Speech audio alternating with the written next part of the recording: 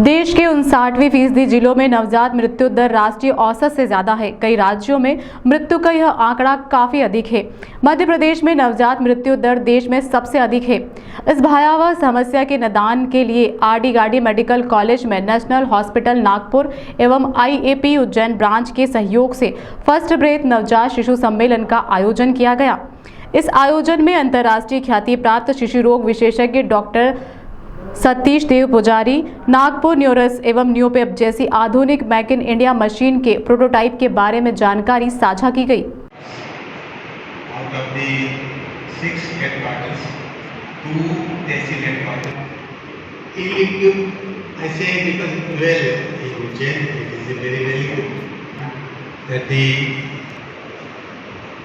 Well, but the interesting thing is the lesser known or unknown factor. Madhya Pradesh में शिशु की मृत्यु दर कम करने के लिए उज्जैन के आरडी गार्डी मेडिकल कॉलेज में फर्स्ट ब्रेथ नवजात शिशु सम्मेलन का आयोजन किया गया। संगोष्ठी में नेशनल नियोनेटोलॉजी फोरम की अध्यक्ष doctor Sushma Nakia, Jefferson University USA के डॉक्टर जुबेर H, अज्ञाय IIT मुंबई के डॉक्टर रमेश सिंह, IGGM नागपुर के doctor Satish Dev Pujaria, Marwick solution New Delhi के डॉक्टर R कुमार एवं हैदराबाद के डॉक्टर सकामुरी एवं IIT इंदौर के डॉक्टर अनंत पारे शामिल हुए।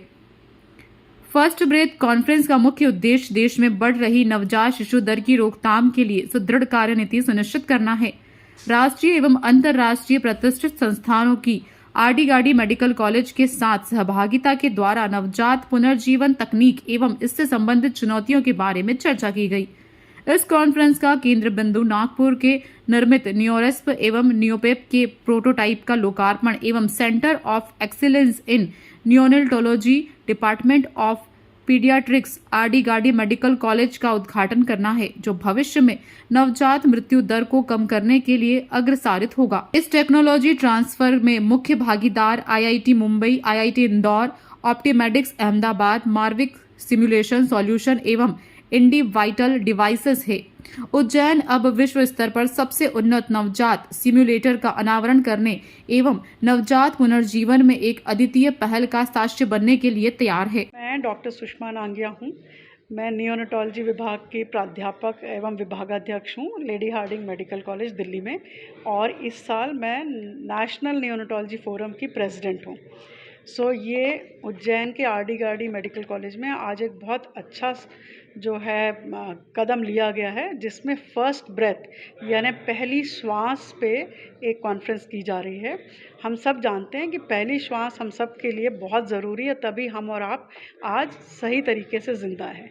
तो जो बच्चे जो कि जन्म के समय सांस लेने में उनमें कुछ दिक्कत होती है, उसकी मदद करने के लिए क्या हमें टेक्नोलॉजी चाहिए और क्या हमें लोग चाहिए जो कि ट्रेंड हैं, ताकि उस बच्चे को पहली ब्रेथ यानी पहली श्वास देने में सक्षम हो। तो ये कार्यशाला आज उसी को समझाने पढ़ाने के लिए आयोजित की गई है। यहाँ काफ़ी सारे अच्छे हमारे लोग आए हैं जो इस बारे में विचार रखेंगे अपना, जिन्होंने खुद जो एक्सपर्ट हैं नवजात शिशु की देखभाल करने में। धन्यवाद। सतीश देव पुजारी हूँ, मैं प्रोफेसर हूँ नागपुर में, और ये रिसर्च मेरा इंटरेस्ट है इंजीनियरिंग में। कई डिवाइसेस हमने बनाए हैं अभी तक। कोविड टाइम में भी बहुत हमने इंडिया का पहला वेंटिलेटर बनाया था, और उस तरह का एक ये प्रोजेक्ट है जिसमें मध्य प्रदेश में नवजात शिशु की मृत्यु संख्या बहुत ज़्यादा है, मीन्स ऑलमोस्ट बांग्लादेश की इतनी है, और उसको हमको कम करना ये WHO का यूनिसेफ का सबसे इम्पोर्टेंट चीज़ है। इसमें जो मशीन्स आती हैं वो बहुत महंगी होती है, 1.5-2 लाख की होती है कई बार, और उसीलिए हमने इस एरिया में काम करके इंडियन मशीन्स बनाई हैं जो बहुत ज़्यादा सस्ती है और बहुत छोटी है और बहुत सेफ़ है। उस दृष्टि से ये कॉन्फ्रेंस अरेंज किया था कि भाई इंजीनियर्स एंड डॉक्टर्स साथ में मिलके कुछ रिसर्च करें, क्योंकि बहुत बार ये अलग अलग फील्ड में काम होने के कारण ये रिसर्च नहीं होता है। अभी हमारे पास IIT बॉम्बे के प्रोफेसर्स है, IIT इंदौर के हैं, और NNF के जो प्रेसिडेंट है डॉक्टर नांगिया वो भी है।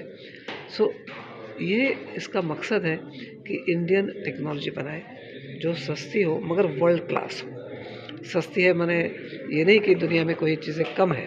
सो इनफैक्ट कई चीज़ें हम लोग दुनिया को सिखा सकते हैं इन चीज़ों में, क्योंकि जितना न्यूबॉर्न का एक्सपीरियंस हम लोगों को होता है उतना उनको नहीं होता है। और टेक्नोलॉजी वाइज तो हम लोग किसी चीज़ में कम नहीं है। यदि हम चाँद में जा सकते हैं ऊपर, तो ये कौन सी चीज़ है।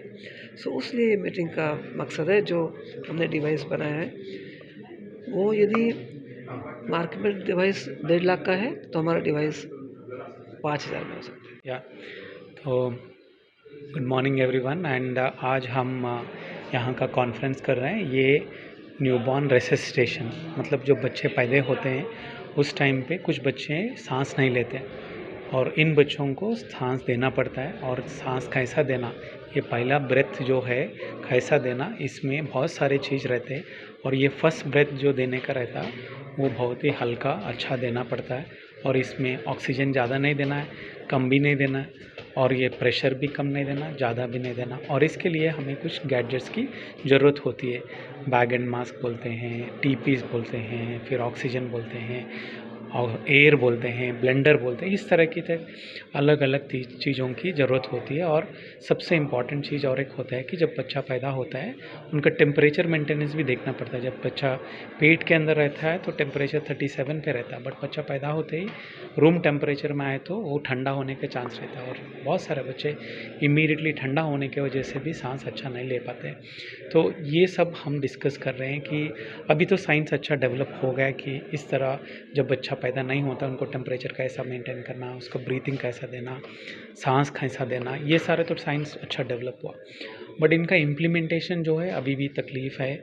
आप देख रहे हैं कि मध्य प्रदेश में ही देखो तो सबसे ज़्यादा नवजात शिशु जो डेथ होता है मध्य प्रदेश और इस तरह का स्टेट में बहुत ज़्यादा है। और इसका कारण ये है कि हेल्थ केयर बढ़ना चाहिए। इसका कारण ये है कि बहुत सारे जगह पे इस तरह का आधुनिक इक्विपमेंट नहीं है या लोगों को पता नहीं है कैसा यूज़ करना है।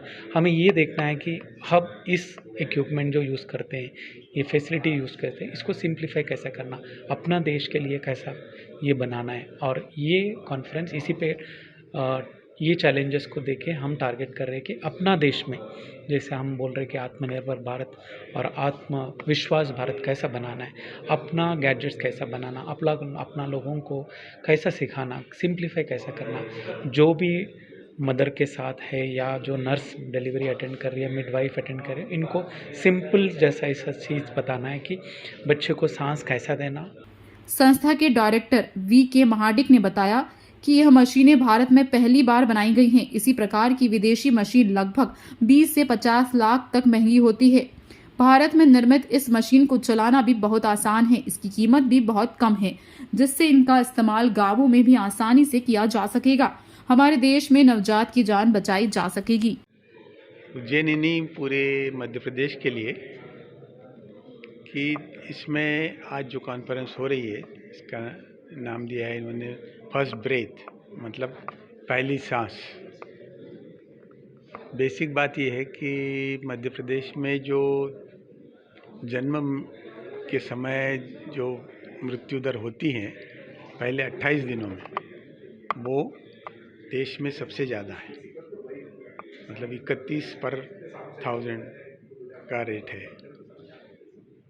तो वो कैसे अपना मध्य प्रदेश में ये जो एक दाग लगा हुआ है, इसको कैसे ये करा जाए, मिटाया जाए, इसके लिए ये कॉन्फ्रेंस आयोजित की गई है, जिसमें प्रेसिडेंट नेशनल न्यूरोलॉजी फोरम भी आए हुए हैं, डॉक्टर देव पुजारी आए हुए हैं, अमेरिका से भी आए हुए हैं। सभी की जो मत होंगे ये सिचुएशन इम्प्रूव करने के लिए, वो पूरे प्रयत्न करे जा रहे हैं।